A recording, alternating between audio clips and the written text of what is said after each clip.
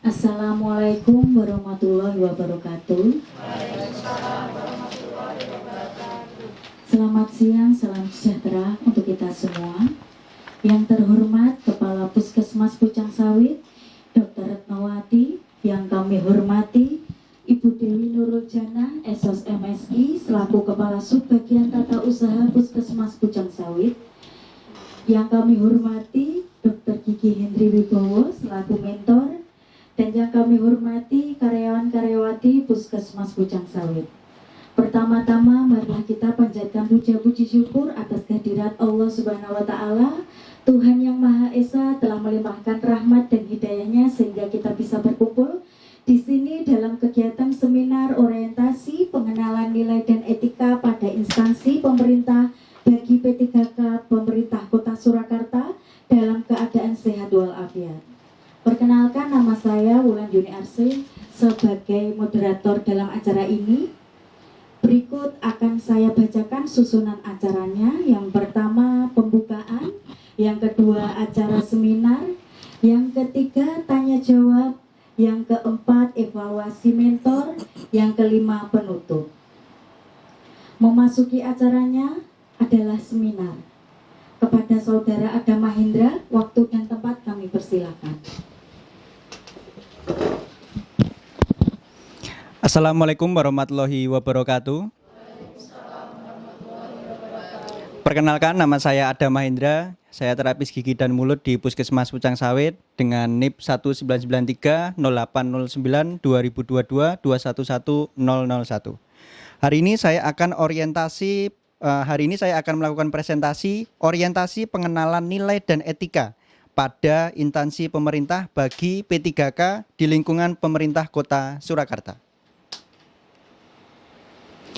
P3K atau Pegawai Pemerintah dengan Perjanjian Kerja adalah warga negara Indonesia yang memenuhi perjanjian kerja untuk jangka waktu tertentu dalam rangka melaksanakan tugas perjanjian kerja untuk jangka waktu tertentu dalam rangka melaksanakan tugas pemerintahan sesuai dengan kebutuhan instansi pemerintah dan ketentuan undang-undang.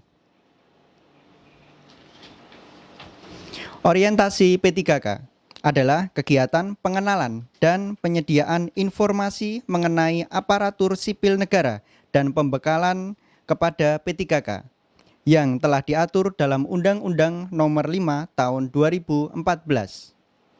Dengan adanya orientasi, diharapkan P3K bisa meningkatkan pengetahuan, keterampilan, sikap, dan perilaku sesuai nilai-nilai dasar ASN. Antara lain berakhlak, berkinerja, berdaya saing, dan berorientasi pada pelayanan publik. Maksud diadakan orientasi P3K adalah untuk membekali peserta dengan pengetahuan, sikap, dan perilaku tentang nilai dan etika pada instansi pemerintah dalam mendukung pelaksanaan tugas jabatannya dan pencapaian visi misi organisasi. Tujuan diadakan orientasi ini adalah peserta mampu memahami dan mengenal nilai dan etika pada instansi pemerintah dengan penjabaran. Yang pertama, memahami susunan organisasi dan tata kerja pemerintah Kota Surakarta. Yang kedua, memahami uraian tugas, tanggung jawab, dan pelaksanaan pekerjaan jabatan. Yang ketiga, memahami manajemen kinerja organisasi. Yang keempat, memahami fungsi dan tugas ASN di tempat kerja. Yang kelima, memahami anti narkoba, anti korupsi, dan pengenalan nilai-nilai Pancasila. Manajemen kepegawaian dilakukan berdasarkan sistem merit atau perbandingan antar kualifikasi, kompetensi, dan kinerja. Manajemen P3K meliputi penetapan kebutuhan, pengadaan, penilaian kinerja, penggajian dan tunjangan, pengembangan kompetensi, pemberian penghargaan, disiplin, pemutusan hubungan perjanjian kerja, dan perlindungan. Pemerintah Kota Surakarta mempunyai visi mewujudkan Surakarta sebagai kota budaya yang modern, tangguh, gesit, kreatif, dan sejahtera. Sedangkan misinya ada 7. Yang pertama, meningkatkan kualitas kesehatan masyarakat yang tangguh, memperkuat pertumbuhan ekonomi yang adaptif dan berkelanjutan. Yang ketiga, mewujudkan tata ruang dan infrastruktur kota yang mendukung pemajuan kebudayaan dan pariwisata. Yang keempat, meningkatkan kualitas dan daya saing pemuda dan masyarakat umum di bidang pendidikan, ekonomi, seni budaya, dan olahraga. Yang kelima, mengembangkan tata kelola pemerintahan dan pelayanan publik yang gesit dan kolaboratif, berlandaskan semangat gotong royong dan kebinekaan. Nomor 6, mewujudkan kemakmuran dan kesejahteraan bersama warga kota yang berkeadilan dan inklusif. Dan yang terakhir, nomor 7, mewujudkan daerah yang kondusif dan kerukunan antar umat beragama dalam tata kehidupan bermasyarakat yang saling menghormati. Misi dari Dinas Kesehatan Kota Surakarta. Yang pertama, memberikan pelayanan prima yang berorientasi pada kesesuaian peraturan perundangan yang berlaku, keterbukaan informasi, dan kejelasan. Yang kedua, misinya meningkatkan kualitas SDM aparatur secara periodik dan berkelanjutan. Yang ketiga, mengembangkan sarana dan prasarana serta memutakhirkan teknologi informasi. Program strategis yang nomor 1, peningkatan pelayanan kesehatan sesuai standar pelayanan. Yang nomor 2, pemenuhan sarana dan prasarana fasilitas pelayanan kesehatan. Yang ketiga, pemenuhan dan peningkatan kompetensi tenaga kesehatan sesuai standar. Yang keempat, meningkatkan kualitas sediaan farmasi, perbekalan kesehatan, dan makanan minuman. Yang kelima, menciptakan paradigma sehat di masyarakat. Yang keenam, meningkatkan pola hidup bersih dan sehat masyarakat. Yang ketujuh, meningkatkan akuntabilitas kinerja. Berikut saya sampaikan visi dari Puskesmas Pucang Sawit. Visinya terwujudnya pelayanan kesehatan yang bermutu dan berkeadilan menuju masyarakat Surakarta yang sehat dan mandiri. Misi dari Puskesmas Pucang Sawit ada 6. Yang pertama, menerapkan sistem manajemen mutu secara konsisten dan berkesinambungan. Nomor 2, menyelenggarakan pelayanan kesehatan yang berorientasi kepada kepuasan pelanggan. Yang ketiga, mengembangkan sumber daya pelayanan yang memadai dengan meningkatkan profesionalisme dan loyalitas petugas. Yang keempat, menjunjung sikap gotong royong dan kekeluargaan sesama petugas kesehatan. Yang kelima, membangun kerjasama lintas program dan lintas sektoral yang harmonis di bidang kesehatan di wilayah. Dan yang terakhir, nomor 6, memberdayakan masyarakat untuk lebih mandiri dalam upaya kesehatan. Fungsi dari Puskesmas Pucang Sawit menurut Permenkes RI nomor 43 tahun 2019. Yang pertama, penyelenggara upaya kesehatan masyarakat atau disingkat UKM. Yang kedua, penyelenggara upaya kesehatan perorangan atau yang disingkat UKP. Dan nomor 3, jaringan pelayanan puskesmas dan jejaring puskesmas. Puskesmas Pucang Sawit juga telah melaksanakan ILP atau integrasi layanan primer meliputi 5 klaster. Klaster pertama tentang manajemen, klaster kedua tentang ibu dan anak, klaster ketiga tentang usia produktif dan lansia, klaster 4 tentang penanggulangan penyakit menular, dan klaster 5 tentang lintas klaster, UGD, farmasi, dan laboratorium. SPM atau standar pelayanan minimal di Puskesmas Pucang Sawit. Nomor 1, pelayanan kesehatan ibu hamil. Nomor 2, pelayanan kesehatan ibu bersalin. Nomor 3, pelayanan kesehatan bayi baru lahir. Nomor 4, pelayanan kesehatan balita. Nomor 5, pelayanan kesehatan usia pendidikan dasar. Nomor 6, pelayanan kesehatan pada usia produktif. Nomor 7, pelayanan kesehatan pada usia lanjut. Nomor 8, pelayanan kesehatan penderita hipertensi. Nomor 9, pelayanan kesehatan penderita diabetes mellitus. Nomor 10, pelayanan kesehatan ODGJ berat. Nomor 11, pelayanan kesehatan orang terduga TBC. Dan yang terakhir, nomor 12, pelayanan kesehatan orang dengan resiko terinfeksi HIV. Identifikasi masalah. Di sini saya akan menjelaskan sedikit identifikasi masalah yang saya angkat, yaitu belum optimalnya monitoring rujukan kasus gigi pada kegiatan screening kesehatan anak sekolah di wilayah kerja Puskesmas Pucang Sawit. Dari jumlah siswa yang di screening kesehatan usia anak sekolah tahun 2024 sekitar 1.050 siswa dan mendapat rujukan gigi 128 siswa.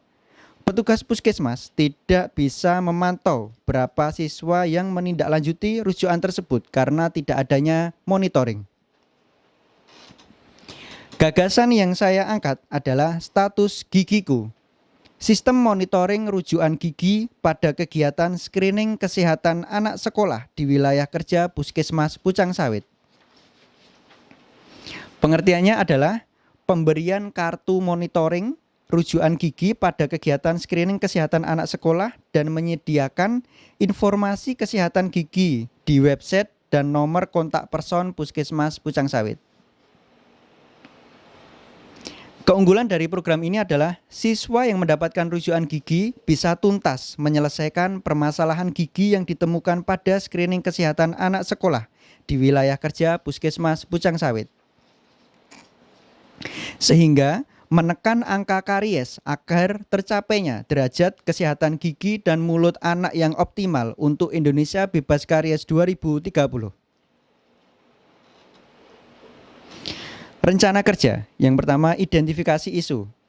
Yang pertama dilakukan adalah melakukan konsultasi dengan mentor terkait pelayanan screening kesehatan anak sekolah, kemudian meminta masukan dan persetujuan aktualisasi. Selanjutnya, merencanakan aksi, yaitu menyediakan sarana prasarana, kartu monitoring, kontak nomor puskesmas, dan informasi di web puskesmas. Kemudian, koordinasi dengan PJUKM dan tim screening kesehatan anak sekolah. Selanjutnya adalah membuat aktualisasi.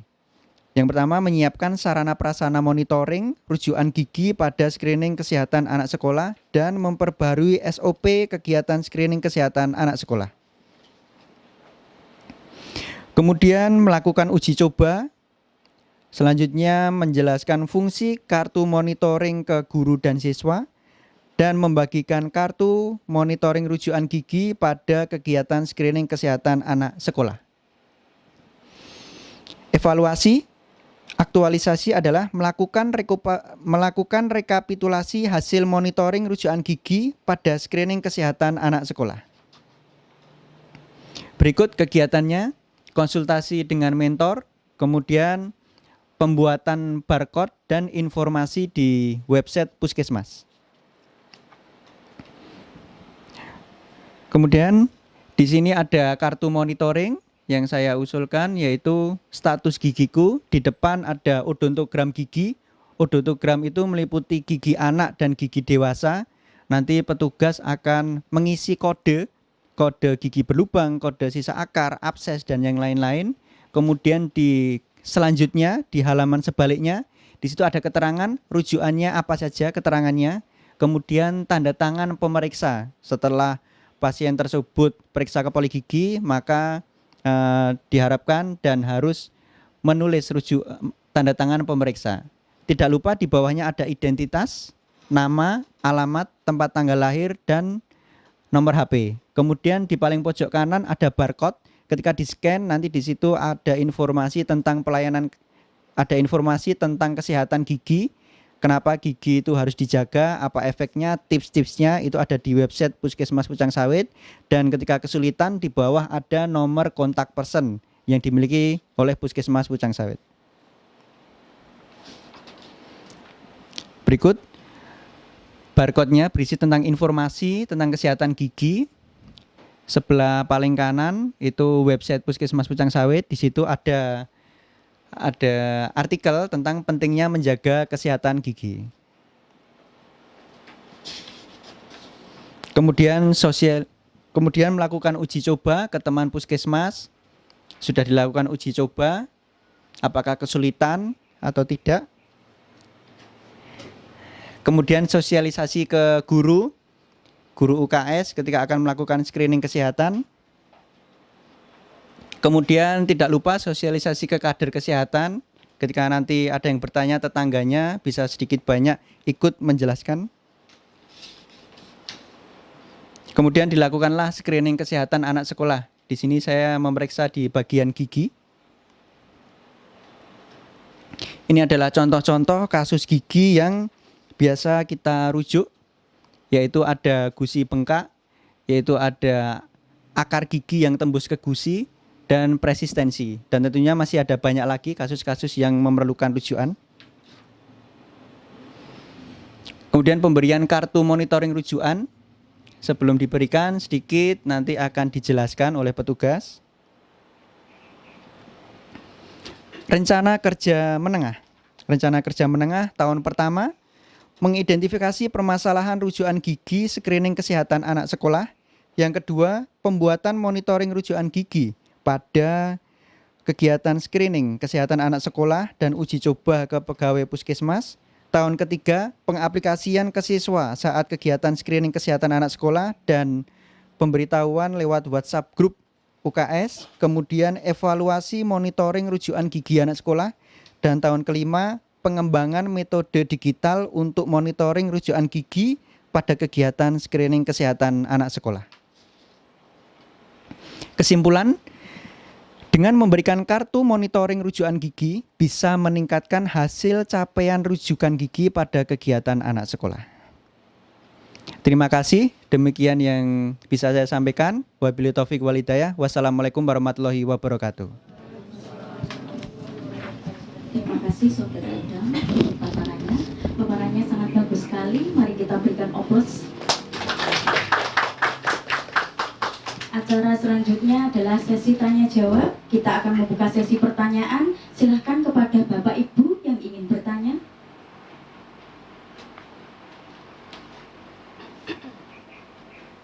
Oke, izin bertanya, saya Adalia dari Badan Pelayanan Umum.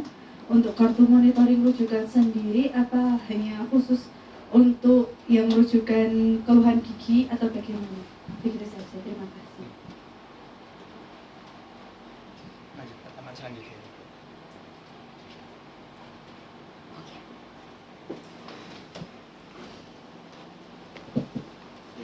Assalamualaikum warahmatullahi wabarakatuh. Selamat siang. Perkenalkan, nama saya Dr. Gigi Fahmi Fauzi. Di sini saya ingin menanyakan terkait dari kartu monitoringnya itu, apakah semua petugas bisa mengisi kartu monitoring rujukan tersebut? Ya. Demikian, terima kasih. Assalamualaikum warahmatullahi wabarakatuh.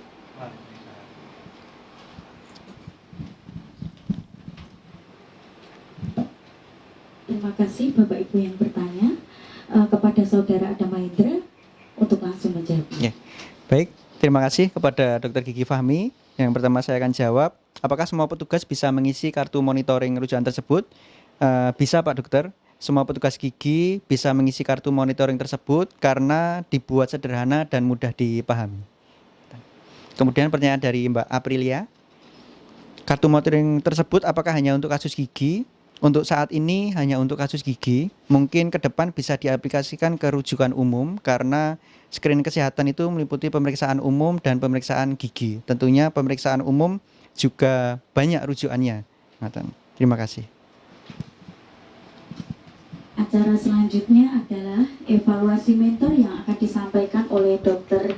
Gigi Hendri Wibowo. Waktu dan tempat kami persilakan. Terima kasih atas waktunya. Saya Dr. Gigi Hendri. Yang pertama, untuk makalahnya mohon diperbaiki. Ada bagian-bagian yang mungkin terpotong ya, maksudnya hanya satu baris dan lain sebagainya.